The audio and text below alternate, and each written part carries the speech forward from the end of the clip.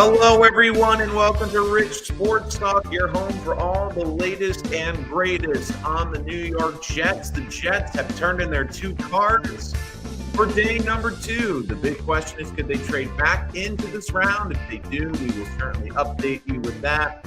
But in all likelihood, it seems like the Jets are done for today. Again, I will keep an eye on Twitter. One of the telltale signs a team is usually done is if they go to a press conference. So again, guys, if you're in the comments, make sure to reach out if Aaron Glenn and Darren Mooj are in the press conference or if they're coming down to the media room. But the Jets had quite an interesting day, and I think it is a tale of two halves. Because in a lot of my mock drafts and a lot of Jets mock drafts, Mason Taylor has been someone we've talked about for months.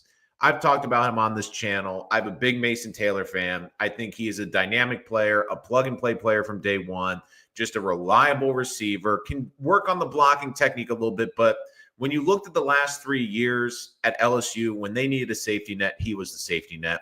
I could go on and on about Mason Taylor, but I want to talk about the last pick because I think that's going to be the most divisive pick for the New York Jets. And I do think it's going to be a pick that is going to be hotly debated among the fan base, where I think the majority of the fan base, and again, if you disagree with the pick 42, would love to hear from your comments. If you want to make sure your comment is read, use the super chat feature, or you want to jump to the front of the line, make sure you use that super chat feature to get to the front of the line.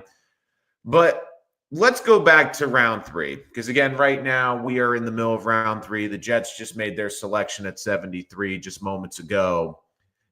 The story of round 3 didn't work out well for the Jets, in my opinion. Round 2, I think, worked out the way they wanted it to work out. They got the tight end on the board that they were hoping for. The thing that hurt the Jets is Kyle Williams, who's I think a receiver they really wanted, was taken by the Patriots at 69. Then you have Isaac Tesla going from, I don't think he was a target, but he goes to the Lions at 70. When the Jets are on the board at 73, I think a lot of fans had 2 prospects in mind. I think Jalen Noel, the wide receiver from Iowa State, was obviously a target. He's a dynamic wide receiver. The reason why I leaned against him, even though the Jets did a lot of homework, is the Jets are looking, I think, for a lot more size, and he's a very similar size and build to a Garrett Wilson. I think the Jets are looking for a little bit bigger body in the draft. Again, if you see me looking over my shoulder, it's because my TV's there and I'm just checking on the latest in the draft. But I think that was a big consensus at that point. Another one was Alexander, who went to the Giants at 65. I think he was a guy that was in play for defensive tackle. Shamar Turner, I thought, could be a dark horse, the defensive tackle from Texas A&M. But I think it really came down to what Jet fans wanted. And again, let me know who you wanted with the 73rd pick. Was Xavier Watts, the safety from Notre Dame. He's someone we talked a lot about earlier today when we did our preview show. And a guy that really wasn't on our radar was selected. That was Azareye'h Thomas, the corner from Florida State. Now, on the surface, I think a lot of Jet fans, the instant reaction is, why are they doing this? We already have a great corner. We're going to have to pay Sauce Gardner. But a couple of things from this. Number one, this is a player that fits the position that the head coach is. We know that Aaron Glenn is a cornerback, and I think he has a pretty good eye for cornerback talent. Even though he was a one-year star at Florida State, you look at Thomas, he only allowed 17 catches on 33 targets. He's a big corner. Likely dropped because he didn't have the fastest 40 time, 4.58 in the 40. But again, I did look at the tape. I do think he has enough game speed. He's got really good recovery ability. But you look, 6'1", 197 was the size. But the big thing with him, he plays a lot of man. He plays a ton of man coverage, which to me, when I look at this Jet team now, one of the big debates we kind of had earlier in this offseason was Brandon Stevens. It was an interesting signing. I think a lot of the fan base was surprised at. And the big thing now is you look at that signing because he has safety flexibility. Does he go to the safety position, or is this something where he maybe starts on the outside and when Thomas is ready, they bump him to the outside and move Stevens back to safety? The other thing I look at with Thomas is this. The Jets know they're going to have to pay Sauce. They know that they have to go cheap at the corner position. And you also look at this player. You look at the Jets' tendencies, and I think this will be a big asset going into night 3. And I'll talk about some of the prospects to keep an eye on night 3. That they're looking very young prospects. Everyone they have is 21 and younger. This is another incredibly young corner. But the big reason I do think that this was the selection for the Jets is you have a big, tall corner. It's clear the Jets and Aaron Glenn value the size on the outside. But the biggest thing is when you look at the player comp and you look at the play style, when I was watching the film, a player stood out to me, and that was Carlton Davis. And who's been an incredibly big fan of Carlton Davis? That's been Aaron Glenn. So the more I've looked into this pick, the more I'm okay with it. Now, again, I think a lot of people are going to be like, why didn't they take wide receiver? I don't think there was a receiver at this point that they really loved. I'm not sure if they tried to trade out of this pick, or maybe they are looking at day 3.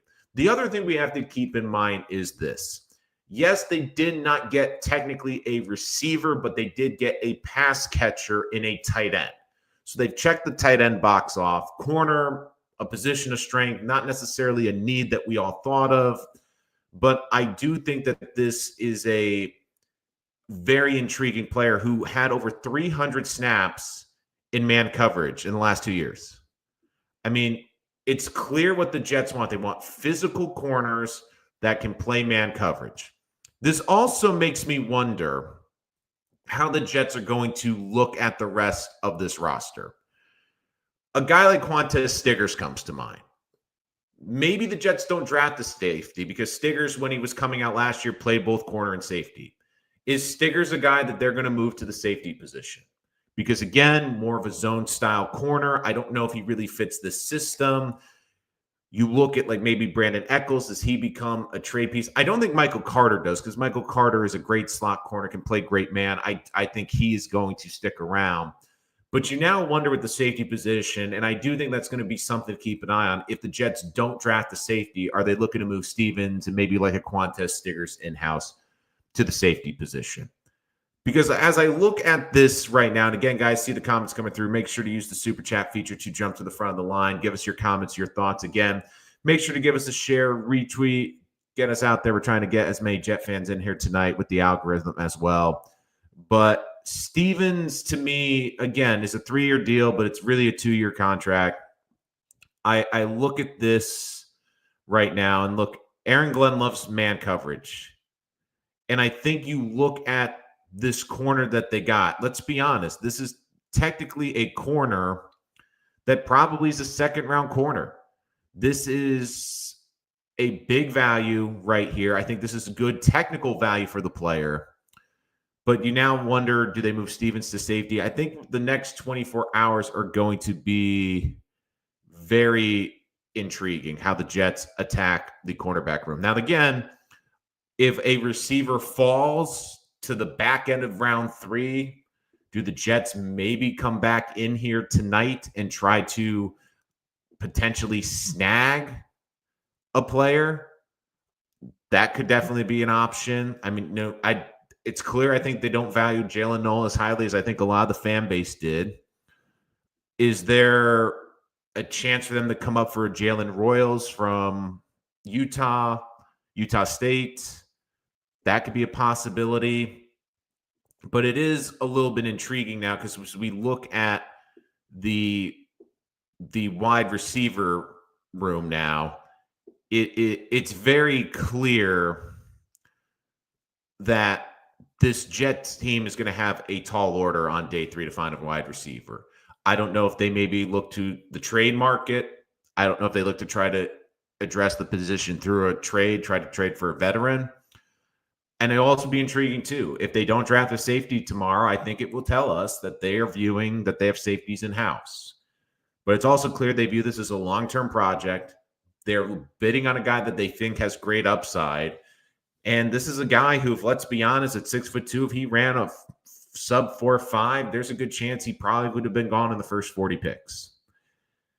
But I am definitely very curious to see what they will do. Maybe some people are disappointed because the Jets didn't take They didn't take a wide receiver here. Maybe they're disappointed they didn't take a quarterback here, but they did get their pass catcher in Mason Taylor. And basically, I think Mason Taylor was a great pick there. I know Elijah Arroyo has maybe a little bit more upside in terms of playmaking ability, but I think Taylor's just a plug-and-play player. I think he's going to work hard. I think he's going to be a good locker room guy. But, I mean, I'm looking right now. I know Trey Harris went earlier than expected. Jalen Royals is about 6 foot, a little bit on the song. I mean, Jack Beck went early too. Isaiah Bond. I'm trying to see who's out there. Kyle Williams is off the board. I'm just looking at the guys the Jets have looked at in the wide receiver room who they haven't drafted yet. And I think when you kind of look at the wide receiver room, you got the sense that they were looking at day 3 guys. Because you look at like Nick Nash, Daquan Felton, Will Shepard, Carl Smith, Landon Parker. I mean, these are guys that are projected to be day 3 guys. So I do think that those are people to definitely keep an eye on. The weird thing now, though, is I'm kind of curious now with Nick Nash, who's been a prospect that I've really talked a lot about on this channel for the Jets, because I see how young this team is going. And when you look at Nash, he's going to be 25 years old. I wonder if the age is going to play a factor, because I also look at a lot of these receivers, especially coming on to day 3. You have a lot of not just old guys, but really old guys. I mean, we have guys that are like late 23, late 24 that are on the board potentially. So I'm very curious to see how the Jets address it. I know one guy that they've had interest is in Arian Smith from Georgia. He's projected to be a 5th rounder. He could potentially be someone that they look into. I'm just looking right now. Jordan Birch, the edge, just went to Oregon. From Oregon, went to the Cardinals. I think Tez Johnson, someone that they could look at, but again, 5'9". I mean, I'm just looking at the receivers right now. There's really a limit on big body receivers. I think the next big one is Dante Thornton Jr. from Tennessee, about 6'4" range. It is frustrating too, because I think the Jets liked a couple of these guys. I know a lot of fan bases are going to look at the draft and say, well, why didn't they take Jalen Noel? I think they have a player like that in Garrett Wilson. I think they're trying to find a good complement for Garrett Wilson, which is why guys like Isaiah Bond, who's really a smaller player, I don't think fits. I mean, Kyle Williams was, I think, a stretch, but I think the Jets were interested in. An intriguing player could be Colorado's Torrey Horton, 6'2" body, 4.41 speed, 22.4 years of age. I'm really curious to see what the Jets do going into round 4. And again, let me know what your thoughts are in the comments below. Use the super chat to jump to the front of the line. And I'm just trying to check too, if anyone's seen I think a big sign, too, is I'm trying to see if Muji has come to do the press conference. If they've come down. If they have not come down yet, I do think that they might be looking to try to get back into the back end. But the big thing, too, is like I can just sense the frustration. And I do understand looking for a wide receiver. I think that there's still some decent ones. Jalen Noel just went to the Texans. So the Texans double dipping basically with wide receivers. But I do think there's going to be a lot of frustration. So let's get to your comments right now.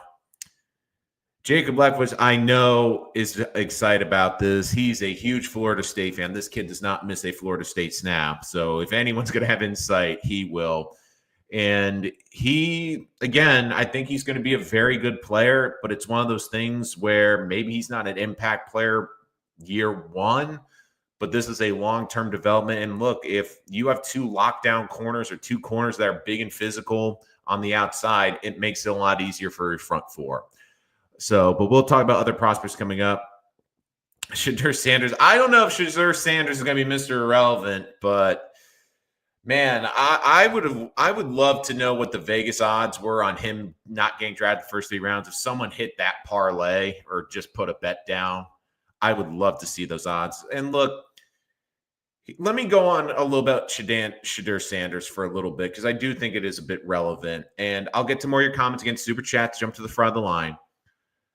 Sanders, I think, is in an interesting position because I feel bad for the kid. I think he's got enough talent to play quarterback in the NFL. I don't think he's got the tools to be necessarily a Pro Bowl player, but I think he could eventually be a starter. The problem with NFL teams is they looked at his skill set. They probably graded him as a second round quarterback, and they didn't want to take him in round one. And you look at the talent, but you look at the distraction. Does the talent outweigh the distraction? It's clear the NFL doesn't think it outweighs it. And now you get to day two, and now these teams are saying they're going, well, Shadir's going to be our backup quarterback. Do we want to have a famous backup quarterback? We as Jet fans know what it's like to have a famous backup quarterback in Tim Tebow. How did that work out? It is a huge distraction. So now I think you wait until day three. Now, I don't know who's going to take him. Tyler Shuck was a surprise to the Saints. I don't know if Vegas takes a flyer. I am really fascinated who's going to take Shadir. I'm really going to be fascinated who is going to be there. I'm hoping Isaiah Bond falls to us in round 4. I mean, there's a chance for Isaiah Bond, but the thing about Bond, though, is I like him a lot, but again, a little bit on the smaller side. I think he's more of a boomer bust. He's not a great catcher of the ball, but when he has the ball in his hands, he's dynamic. I'm just going to be curious to see how the Jets attack the wide receiver position. I'm pretty sure they're going to take a wide receiver in this draft. It's going to be fascinating at what point they do. Is Thomas a pick? I don't think it's. I think it's partially because of that. And Matt, the reason I do think it is, I do think that the reason it is coming is because you're going to pay Sauce a ton of money, so it makes sense to have a controllable young corner for 4 years that's not making a lot of money. So I think that's part of the reason this also comes into the equation. I mean, they're paying Michael Carter. They're going to have to pay Sauce, and I think they're going to want to go cheap at the rest of the corner position. This allows them to have a cheap corner for 4 years. That's why. I'm not sure, to be honest with you. I think the big thing is they are trying to build a strong foundation for this program. And really, wide receivers are kind of the icing on the cake. You build through the trenches, you build from the inside out. And I think the Jets are definitely doing that. The other thing I think they're kind of looking for is maybe there's a disgruntled veteran, maybe like Jameson Williams comes available, maybe a wide receiver that they can trade a day 3 pick for. I think that plays into it as well. I do think, I mean, we got one that's saying trade for Pickens. I don't think that will happen, but there's going to be a lot of interesting ones. Although I did tweet this, Matt's very interesting. I feel Milroe will go before Sanders. I really do.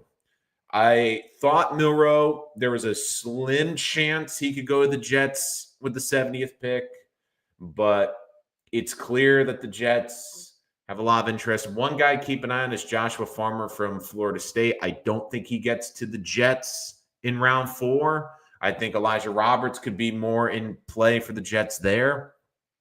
But are you talking about for the Jets or just in general, Matt? Just so I know how to respond to that. I mean, look, I think for day 3, when I look at the Jets right now, I think Elijah Roberts from SMU, the edge, is a player to keep an eye on for day 3. Joshua Farmer, if he falls out, will be someone to keep an eye on day 3. I think Kevin Winston Jr., the Penn State safety, is someone to keep an eye on. If you want some names for wide receiver, I know I've mentioned him earlier in the show today, Nick Nash, but now I'm kind of wondering with Nash because he's 25 if he doesn't fit the bill.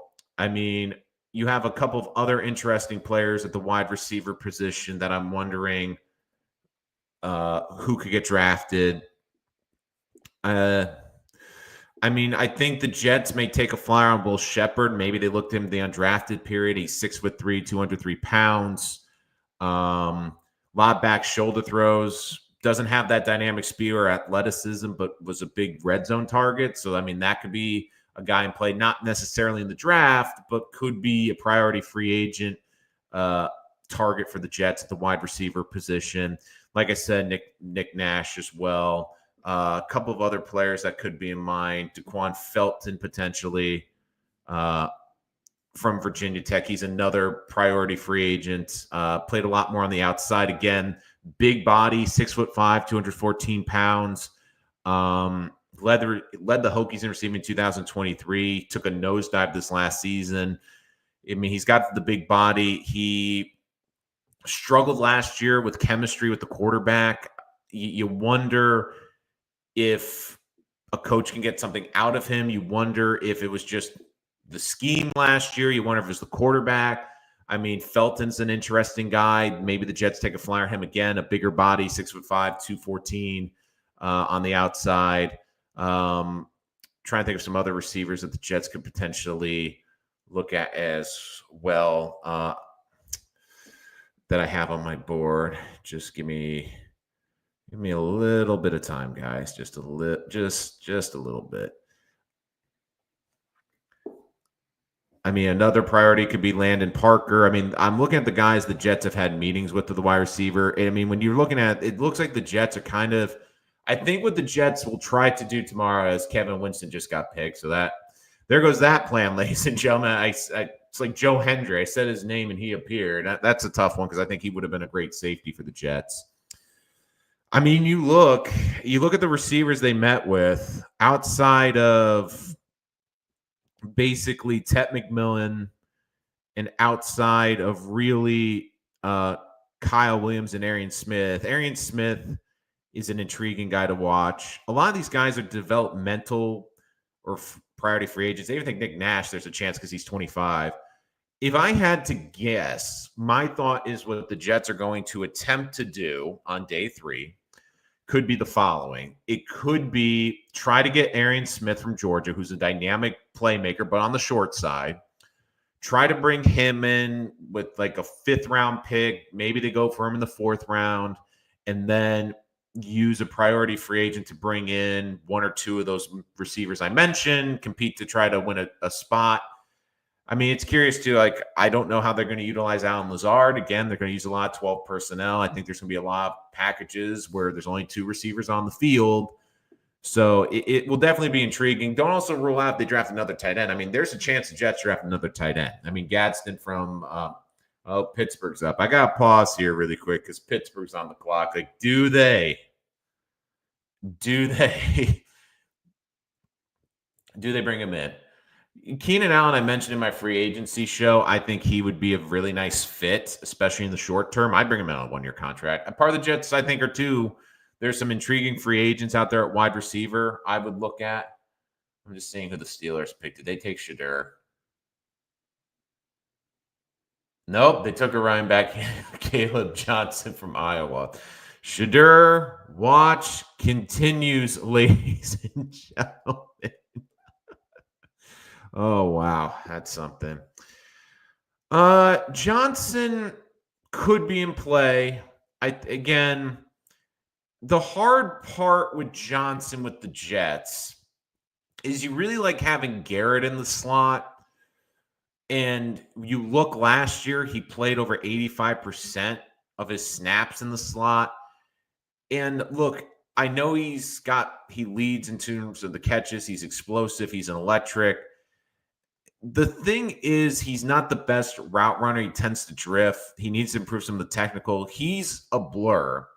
So, I mean, he could be something to keep an eye on. Again, I don't know how the Jets envision to use Garrett. They're going to use him exclusively on the outside. If that's the case, then Tez could be interesting. I mean, 5'10".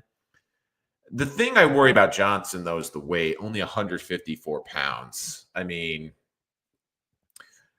I think NYJ Matt has to start sending more bacon, egg, and cheeses to Florham Park to beef him up because, again, 154, when you look at really outliers like that in the NFL, especially in size, it worries me. And, again, I wonder if Johnson can hold up in the National Football League at 154 pounds. Now, could he get up another 10 pounds maybe, get to maybe close to 170, I might feel a little bit better about that.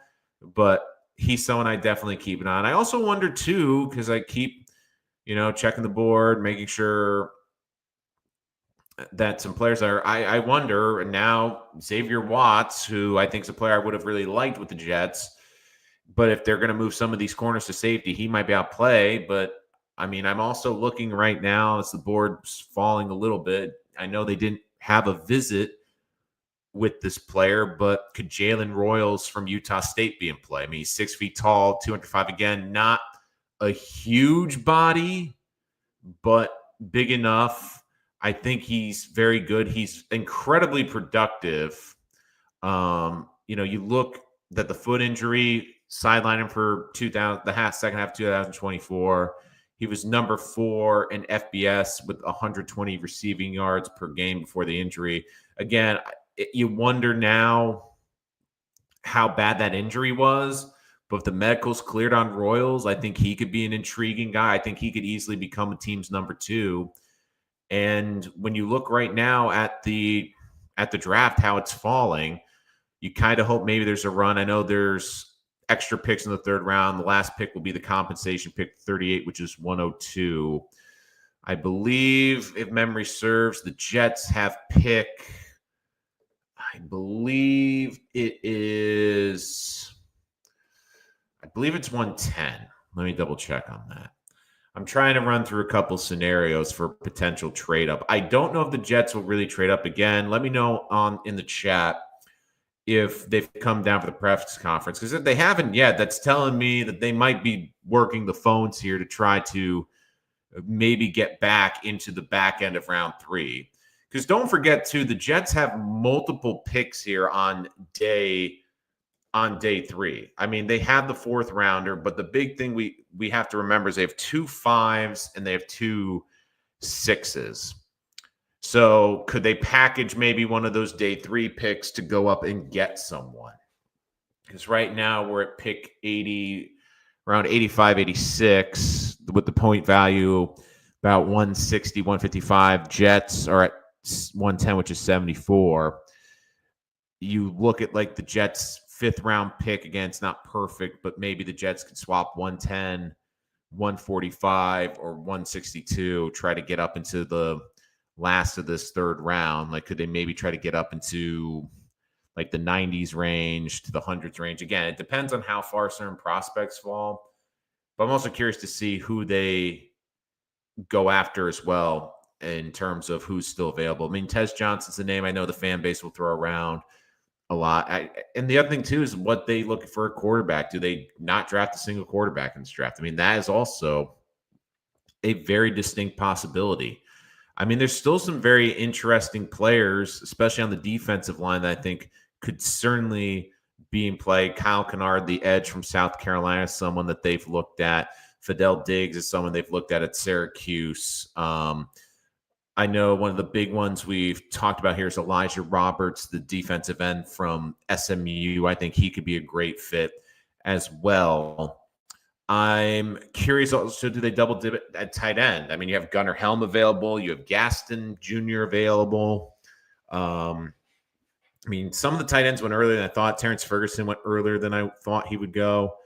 But we'll have to see. I mean, there's still a lot of intriguing wide receivers. I still think that you can get one at the top of the 4th round. Maybe not the receiver you were hoping for, but overall, I do think there's still some talent in this draft. But it'll be intriguing how this Jet team and how this organization approaches day 3 of this draft. I really do. My apologies, guys. I know I've been wavering a little bit, but let's see. Let's get some more of your comments. Matt, Stone Smart is very underrated. Had a couple good games.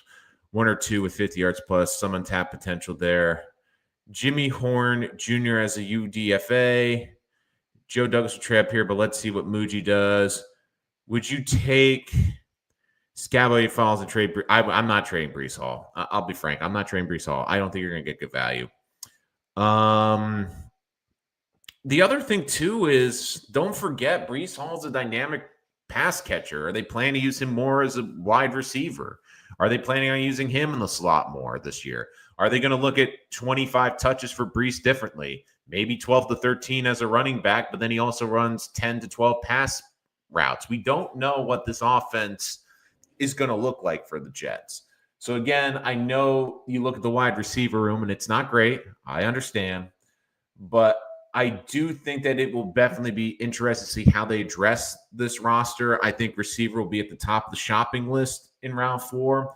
I'm also curious too how they grade this draft. Like, do the Jets also with the 4th round pick, do they try to get more bodies in there? Do they try to trade their 4th round pick to move back in round 4, get an extra 5th or get an extra 6?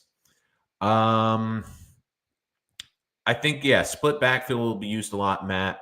I do think that what the Jets are going to do, especially, is run the ball. The other thing, too, and I said this a couple of times before the draft, and I do think it does mean a lot. And again, I know I'm going to get a lot of hate comments here. And again, guys, make sure to hit the like, subscribe, because don't forget, tomorrow night, we're coming on after the final Jets 3rd round pick. We will come on the air. We will talk about it. We will go through all the day 3 picks, how they fit. And more importantly, we'll look at the undrafted market to see who the Jets are targeting or who the Jets potentially have signed, which is one of my favorite times of the year. I'm not going to lie. I do love the undrafted free agency period. So I know Jermaine Johnson's happy. Go Knowles. It does look like Aaron Glenn is at least talking. I'm guessing he's in the press conference. So from all indications, it kind of seems like that the Jets night potentially is done. Thomas on his 4.58 40-yard dash. What happened? I'm not a 40 guy. I'm not a stat guy. I'm a film guy. If you cut on my tape, y'all going to see it. A 40 can say many things, but it is who I am, the film. Look, I think the 40 is a bit overrated.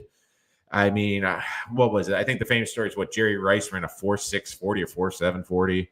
So again, I think the 40 is a good barometer, but I don't think it's the end-all, be-all. And I do think Thomas is good tape. Aaron Glenn on Mason Taylor raved about his ability to both block and be a receiving threat, thinks he can make an impact. Again, Mason Taylor upgrades the pass catching.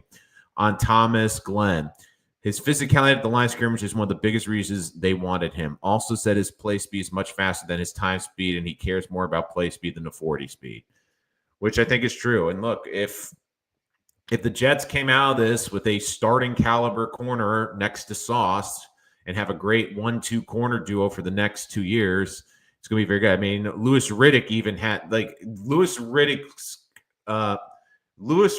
comparison was Jalen Ramsey. I think that's a bit lofty. I thought it was more Carlton Davis. But again, both of those are very good picks. They're very good corners. And look, your head coach is a corner. That's where he made his bread and butter. That's the position he really focused on in Detroit.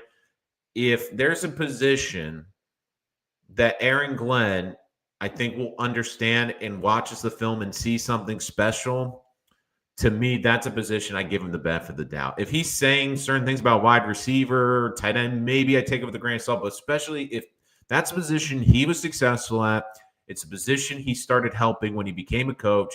It was a position he focused on when he was a defensive coordinator. That, to me, is very key. If this is a guy that your former NFL corner loves, and you look at what he brings to the table, I do think that is very important. Now, going into day 3, I think if we were to say what are the top 3 needs, I'm taking quarterback out of it because I think quarterback, if anything, the Jets maybe going to be some of the Jets focus on more next year. Maybe they take a flyer. But the Jets have a 4th, 2 5s, and 2 6s. So they have 5 picks basically tomorrow. My top needs, obviously, receivers number 1. I think defensive tackles number 2. I'd say 3 is still probably adding another tight end body. And I also would say 4 would probably – I'd like a linebacker. I'd say linebacker probably 5.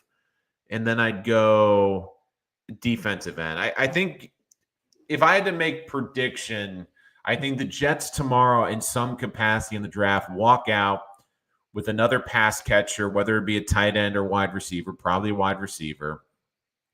I could easily see a scenario where they go wide receiver, defensive line, 2 defensive linemen, whether a defensive end or defensive tackle, and adding a wide receiver. And then with the final pick or with the pick that's the outside pick, that could be either a quarterback or a bit of a wild card. But look, I think the Jets still have picks. It's not like they're walking into day 3 with 3 picks. I also am curious to see what they do at 110. Like, for all we know, there's a guy that they could maybe go up. And look, there's some guys on the team, like Quantez Stiggers is another one. Don't forget the Jets didn't draft him. I love the kid. I love his tenacity. Maybe they move him to safety. If they don't think he's got a future at safety, maybe he becomes a trade piece. It's unfortunate because I really like the kid, but it's clear the Jets have a different style of corner that they want, and I don't think he fits with that. But it's going to be very telling because we're going to see where Stevens is going to either be a safety or maybe we look at this potentially being an opportunity for Stiggers to drop back to safety. I mean, we're going to learn a lot. Let's see. A lot more comments. Again, comment, guys, below. Like, subscribe. Make sure you come in tomorrow. Some thing. I mean, in a weird way, Matt, I think the Jets might be a decent place for Shedeur because, Justin Fields is the starter. The one thing, though, is I don't want to go through the mental energy of another 2 seasons where I had to when I covered this team, I have to watch the press conferences, but also schedule for the weekly quarterback press conference on national TV. Because if Justin Fields struggles next year or has a bad game and Deion's out in Colorado and they interview him and he's saying, well, Shedeur would be the starter, like the Jets have had enough noise around them for 2 years. They've had enough noise around them for the last 15 to 20 years. I don't want that noise. And look, I think Shedeur could be a great fit with the Jets. Maybe Aaron Glenn thinks he's someone that's coachable.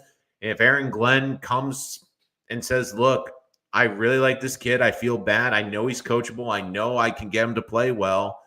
Then maybe I would consider it. But if Aaron Glenn does not think he is coachable, I do not want to touch him.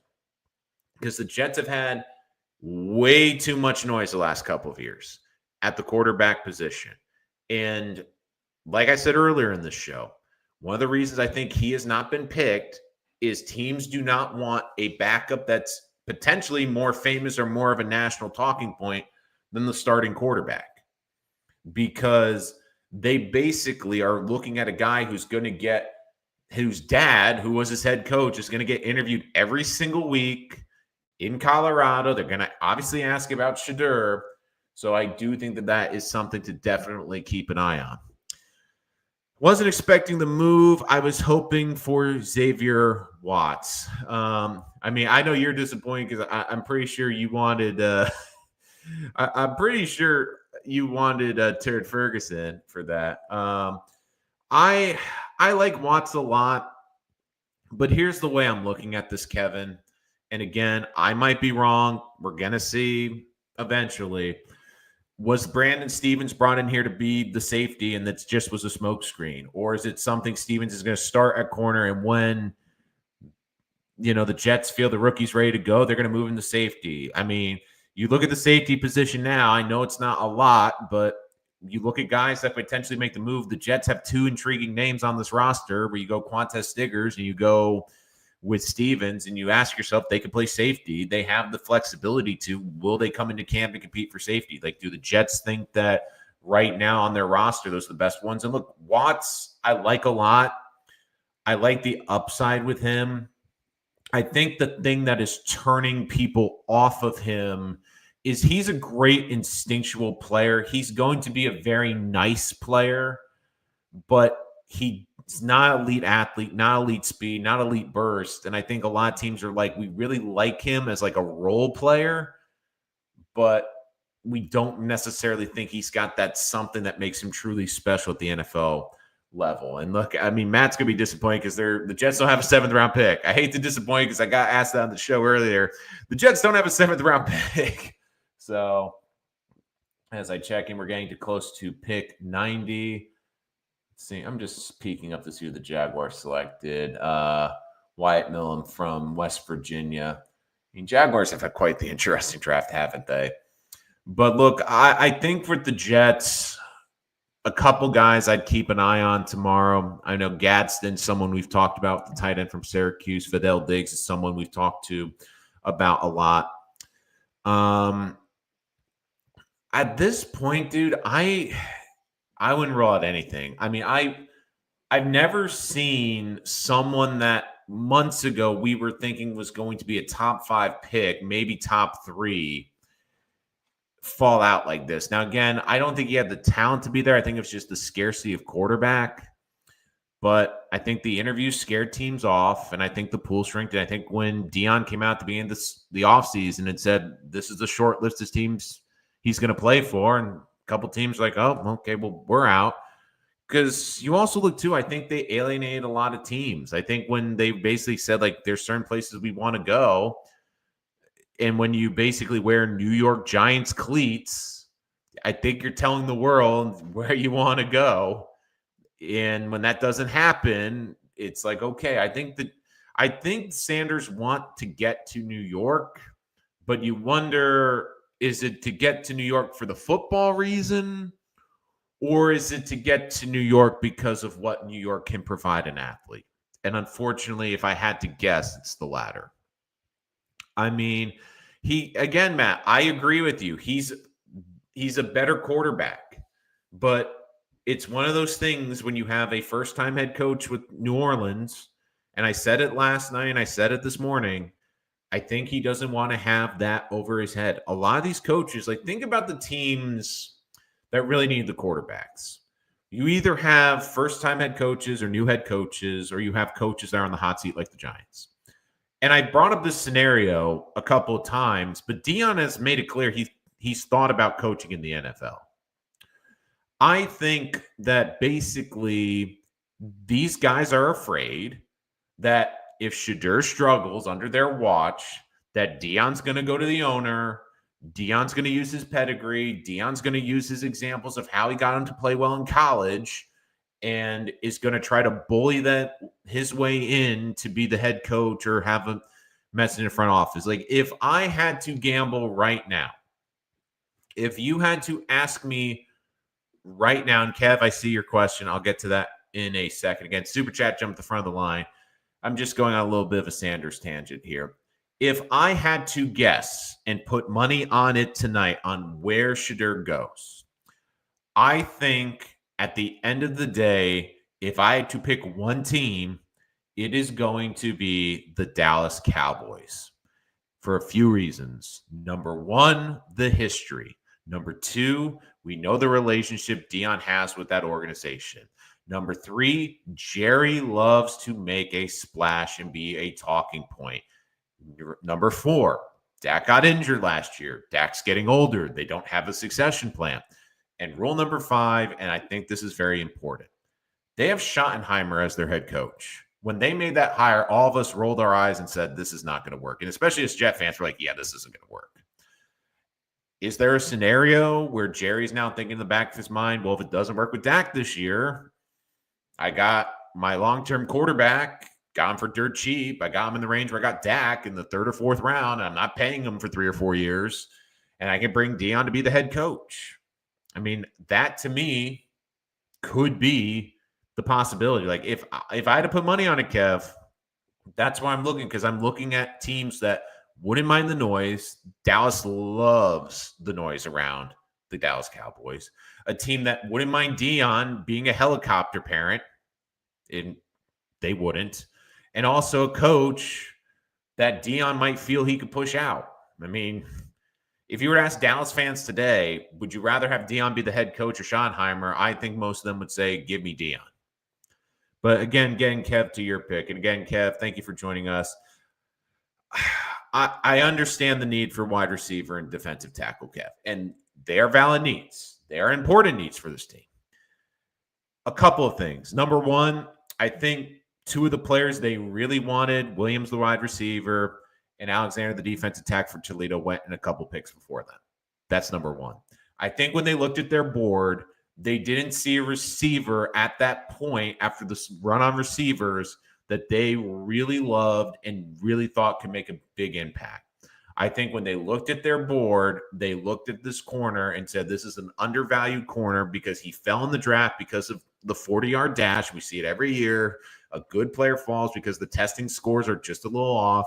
A guy that fits the scheme, a guy that can play man coverage, and also A guy who, if he's ready to go and he progresses earlier, maybe they move Stevens back to safety and it makes the defense better. But more importantly, when you look at the corner position, they're going to pay Sauce. They're going to pay him the most money to be the highest paid corner in NFL history. It behooves the Jets to be paying a starting corner for 3 or 4 years at basically a third-rounder salary. I mean, that's just smart GMing. So that to me is why, again, I understand. I just think that they look at their board and they are looking at D tackles and wide receivers that they feel the drop-off isn't that much between tonight and tomorrow. I know that frustrates Jet fans. I know Jet fans will not take that well, but that's how I think they are looking at this, is that they feel that there wasn't a significant player at wide receiver, defensive tackle that really upset their board or that would have been a valuable pick here in the third round. And maybe it's the depth. Maybe they look and thinking they can get Elijah Roberts from SMU tomorrow. They can get a receiver. And the other thing I look at too, the receivers that they primarily looked at, they looked at a bunch of guys that are probably going to be undrafted. Maybe they hope they get one of the undrafted and draft like an Arian Smith, maybe draft a receiver in round 5. The other big thing too, and I sound like a broken record saying this, is I don't think Sugar is good. That's not going to happen, man. Come on, Matt. I just get this feeling that what the Jets are looking to do is that the Jets are looking to get the big holes out of the way. And I do think that the Jets are going to take a receiver at some point, but they're also going to look highly in the undrafted market.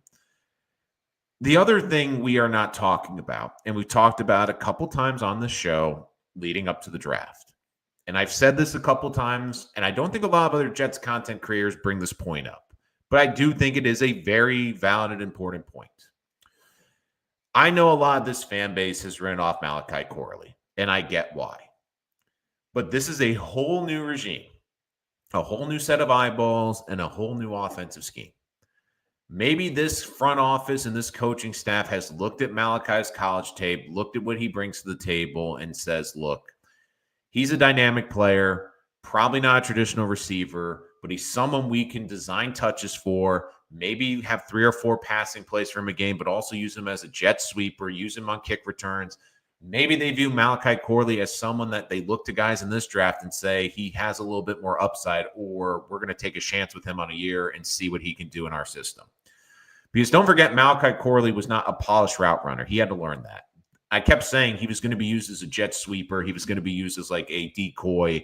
You had to design special touches. Well, the problem is you had a quarterback that didn't want to do that. The quarterback wanted to run his offense that right way, and if you didn't run the right route or run the red line, you're going to be traded to Pittsburgh a week later. So I thought Malachi Corley got buried in this depth chart, got buried behind the quarterback's receivers that he appreciated, and got buried. And I said this draft will be very telling because there is a scenario. I know Jet fans are going to panic. They're going to panic when I say this. There is a possibility that he is going to be a major role in this team and that the Jets are not going to draft a receiver. The Jets might look at it and take a chance on 2 of these undrafted free agents, hope one of these kids sticks to the roster. Maybe they hope like a Nick Nash, who's again 25, and now I look at what they've done with the 21-year-olds. I don't think he's going to be here, but there's still a possibility. And I just think maybe this Jet team goes into the season and says, look, we might have a lackluster wide receiving core, which I know will panic the fan base, and I know isn't ideal. But if they have Jalen Milroe is off the board, ladies and gentlemen. He is going to Seattle. Jalen Milroe, like I predicted, went ahead of Shadur Sanders. Nick Saban's obviously pumped about that. So again, the Jalen Milroe dream for some Jets fans who are maybe hoping to get to round 4 is dead. I think he goes to a perfect situation in Seattle where he can sit. And look, I'm curious to see what the Jets do. I know they've looked at the quarterback position a little bit. I think Quinn Ewers could be an intriguing guy on day 3. I think Cam Miller from North Dakota State is an intriguing guy on day 3. but we'll see it. I'm kind of curious now is do we start seeing a little bit of a run on quarterbacks with Jalen Milroe off the board here at 92? So again, a couple more picks here in the third round. But again, Jalen Milroe off the board. And look, Matt, like this is what I'm saying. They didn't use him like Deebo Samuel. Maybe that's what this team's going to use. Use him as a lot of run. They're going to run we know they're going to run the air out of the football. You already have a great running back. You have multiple running backs. You have a great running quarterback. Now you have Malachi Corley. I keep saying, like, can you imagine a scenario? Can you imagine a play design like this? You have two backs in the backfield. You have Braylon Allen. You have Breece Hall. You have Malachi Corley in the slot. You have Justin Fields. It's 3rd down and 3. They snapped the ball, but Malachi Corley was coming to motion in the backfield. So now Malachi Corley, Breece Hall, Braylon Allen, or Justin Fields could take off with the football. You're sitting there going, okay, who's getting the football? And that's not even going to option 5, which would be a play action or option pass.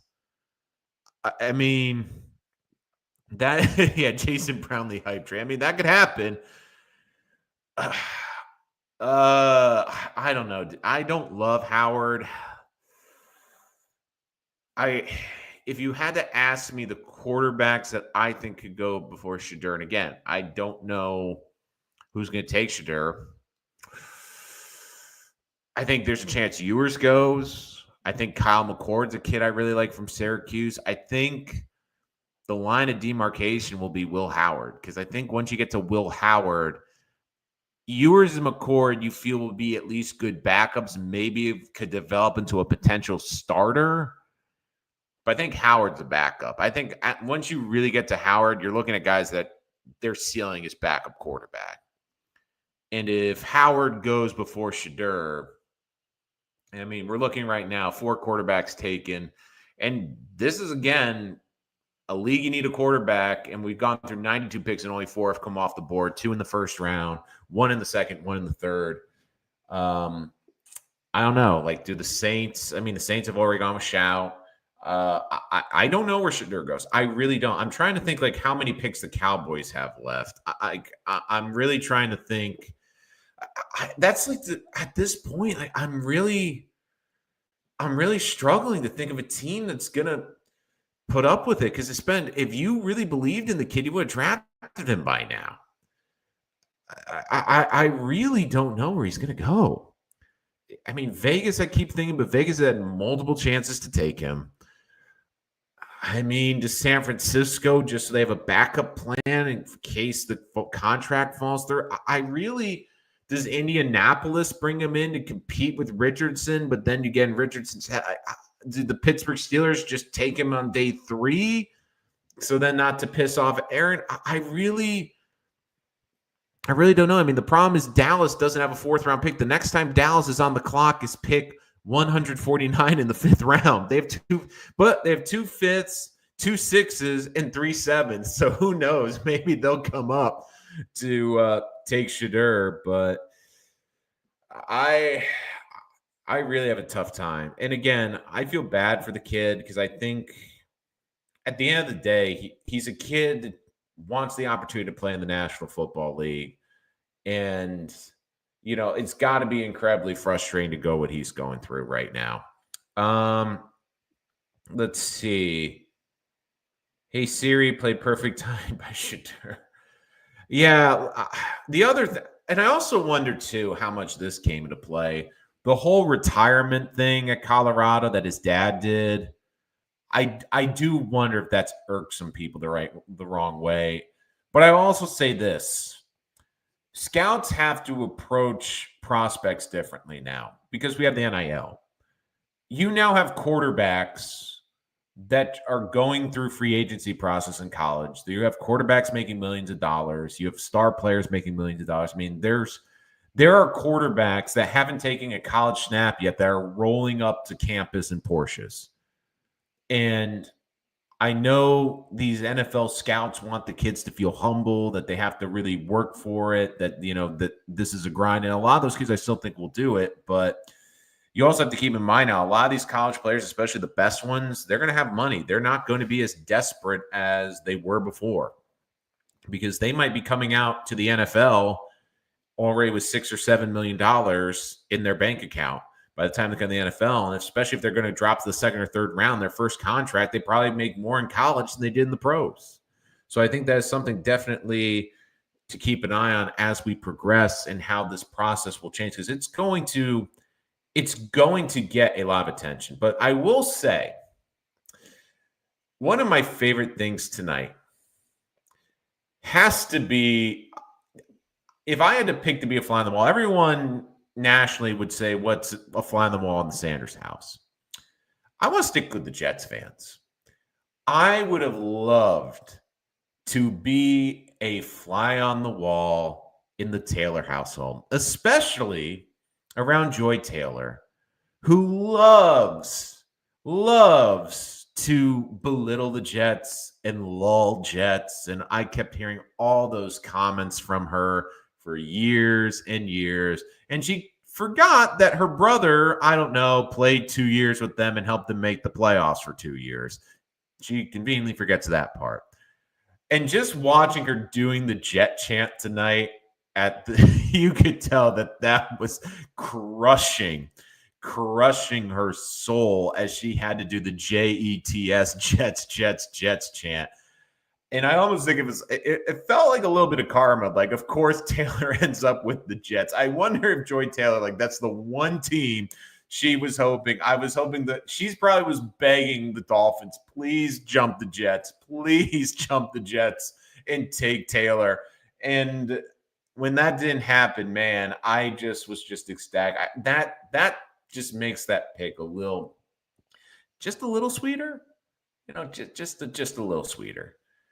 But look, I do get that there's some frustration with the Jet fan. I think that the third round pick is going to grow on people, especially if he comes out of the gate and plays well, and also if he develops into a good starting corner. I mean, I don't think that many people will be hard on that. But again, a couple interesting players. Xavier Watts still on the board. I wonder if he gets there. Sorry, I keep hitting the mic stand by accident. I wonder if he gets there till day 4. Another Florida State kid, Joshua Farmer. He's a guy I really like at defensive tackle. He's still on the board at this point. Quinn Ewers, obviously, is an intriguing player.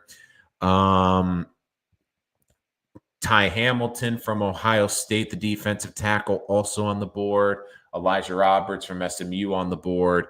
I mean, Hamilton to me is an interesting kid, almost 300 pounds. He added 30 pounds basically to move from defensive end to tackle.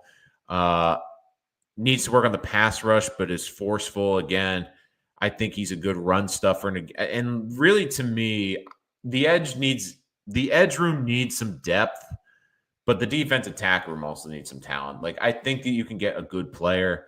I'm very intrigued to see what the Jets will do. I'm kind of curious to see how they will approach tomorrow, because we're going to learn a lot about their board. If they feel there's not a huge discrepancy between these players, especially within 50 players of each other, they're going to try to get more picks and trade down. If they don't feel that there's that many great players or players that can make an impact, maybe they get aggressive. There's a chance the Jets could trade up and have fewer picks. I don't know if they try to use one of their 6th-round picks to get a future asset next year. Wow. Cleveland has selected a quarterback. Dylan Gabriel from Oregon. Without speech, I am speechless. I don't know what to say, because I don't know how he not only passed Kyle McCord, Quinn Ewers, Shadur Sanders. Howard is fascinating because, again, he's tiny, 5'11", 200 pounds, 24 and a half years old. He's a 1-year starter after playing 3 years at UCF, helped them win the Big Ten championship. Really can scam from the pocket. He's not a super athlete, very poised and confident. Rhythm passer. But the other thing, too, is he's a lefty. I mean, so not only are the Browns, who had multiple times to take Shadur, and I thought, again, we're going to take a quarterback next year, and I still think they will. They get Gabriel in the 3rd round, the Flying Hawaii lefty. This draft has gone nuts. This draft is crazy. I mean, yeah, Matt was just waiting for that. Like, I'm shocked though. I thought Kyle McCord could go. Like, Kyle McCord's a quarterback I really like. I'd love to see the Jets take him, but I don't think they will. But man, I mean, one draft that's really bothered me is the Patriot draft because, again, I think they got a good player in Henderson, but the Kyle Williams pick really irked me because I really want him to be there for the Jets. But man, if you were to tell me 24 hours ago Dillon Gabriel would be picked before Shedeur Sanders, I would have you drug tested. I think all bets are off at this point. I really don't know where Shadeur's going to go. I think Dallas is probably his last hope because I'm sitting here right now and I don't see any player that's really impressing me. And now we're getting to the point where it's like guys who, again, and like, I'll talk positive. We'll get back to the Jets in a second because, again, I think this is such a fascinating storyline. But we're also talking about a kid who went to a historic program that lost so many games and helped turn them around. He got sacked a ton because he didn't have a great offensive line. I understand that many people are probably like, well, yeah, Travis Hunter, so that made it easier to set the school records. I just feel like at this point, you wonder what they can do because I don't know who's going to take Shedeur. I don't know what you do at this point. And I kind of wonder, too, was the huge, crazy party with the slogans all over the wall, was that kind of the final straw where there's some teams like, let's look at day 2. And then they saw all that last night and they're like, yeah, we don't want that distraction. We don't want that. I mean, look, this is a kid that went from Jackson State to Colorado. He got better. He played with lesser talent. He was able to win a lot of games.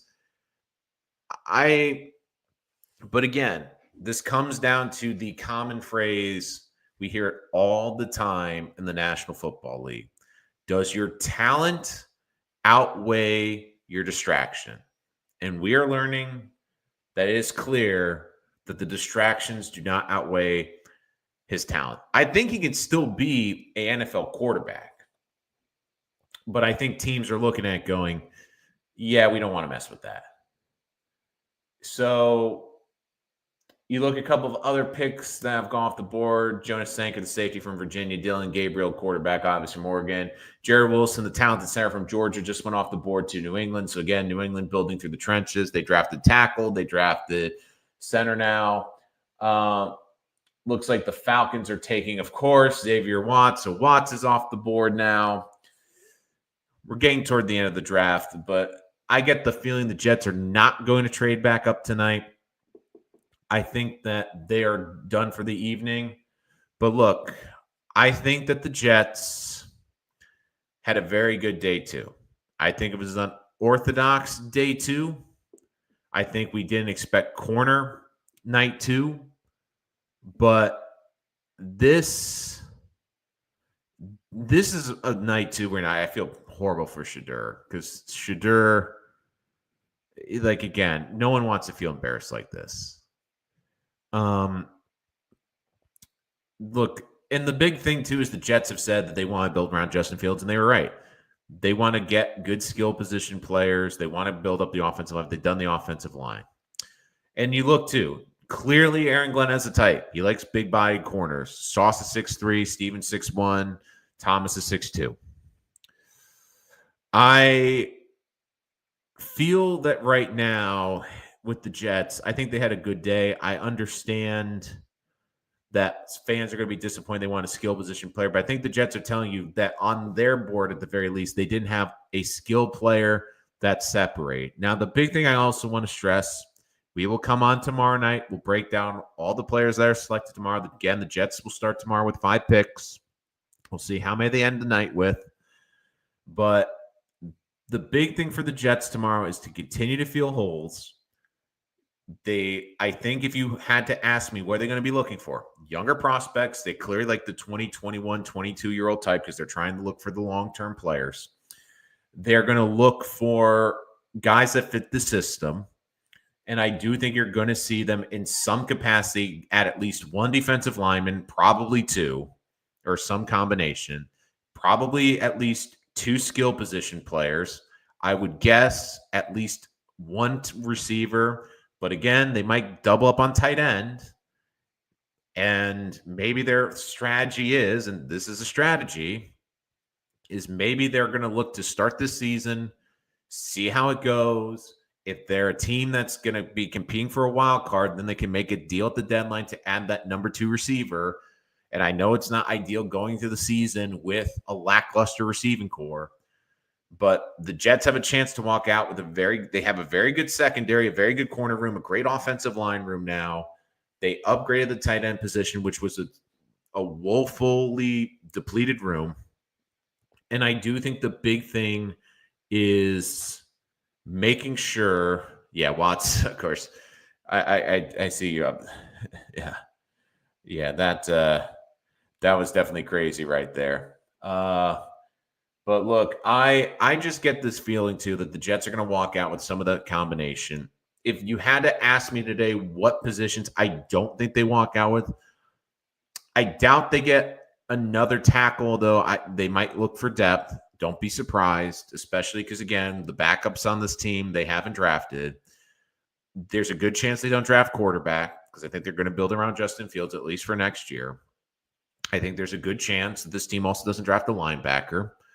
I also think there's a good chance this team doesn't draft a safety. I know they've kept saying Stevens is Stevens is going to be the starting corner, and maybe he is day one. Maybe he's the starting corner day one. And I love the Jets strategy day 3. Find good players. I mean, that to me should be the strategy. But look, when you talk about value, I think the Jets got their tight end right where they should have.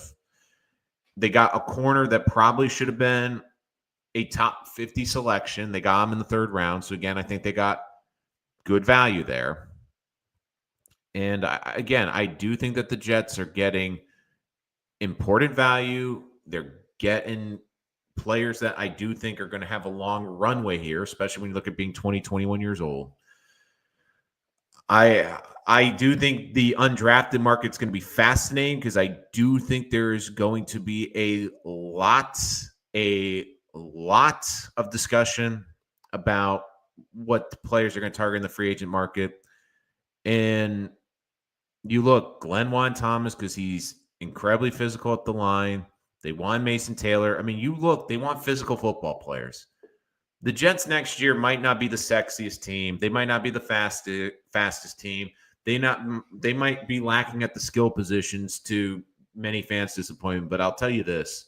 I think the Jets are building an identity, which is what they needed. And I think they are telling you they're going to be a physical team. They're going to be a team that they might not beat you on the scoreboard every weekend, but they're a team where you better have ice on standby after 60 minutes because they are going to be physical. They are going to beat you. They are going to punch you in the mouth. They are going to be nasty. They are not going to be a fun team to play come Sunday. And I think that's the identity they are building, and I think it's the right one. All right, guys, thank you so much for joining us here after the draft. We will be back here tomorrow after the Jets make their final picks. On day 3, we will go over the pick selections, how the pieces fit into the puzzle, and of course, check out that all-important undrafted free agency period.